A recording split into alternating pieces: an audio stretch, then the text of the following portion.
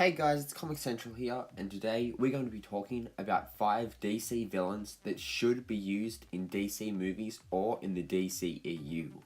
Before we start, I'd just like to say that this list is in no particular order, and with that said, let's get into this.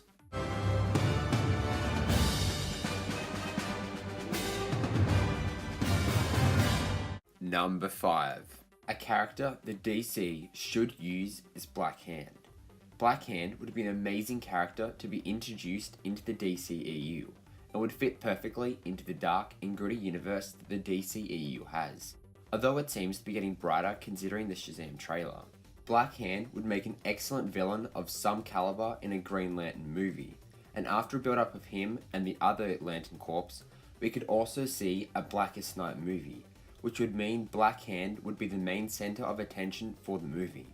Either that or it would be Necron. Anyway, although DC would probably turn him down a little as some parts of his character would most likely turn viewers off the movie. Number 4. The more villains the DCEU should use is the League of Assassins. The League of Assassins are a staple group in the Batman lore, and since the DCEU seems to be quite Bat-centered at the present moment, it would be perfect to introduce him into the DCEU. They could follow a similar story with the League of Assassins like they did in Batman Begins, or they could take an entirely new approach to a live-action League of Assassins and make a story similar to that of Batman Death of the Maidens, although they would have to make some tweaks to the story in order to make it fit within the DCEU. Number 3. The main man, Lobo, is among the villains that are essential to have in the DCEU.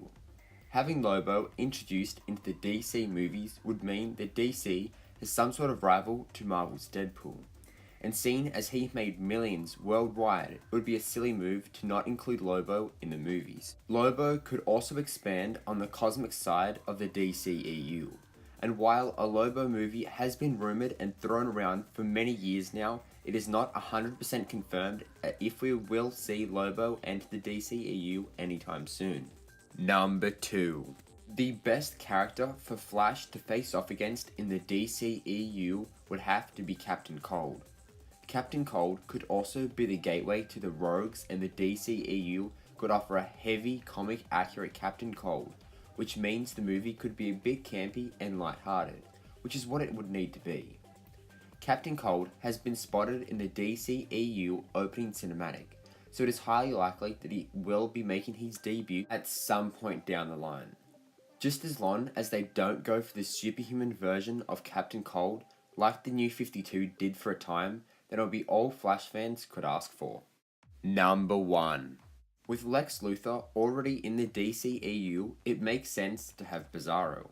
They could do something similar to what the Forever Evil storyline did with Bizarro, and make him sort of like Lex Luthor's loyal servant and muscle as such.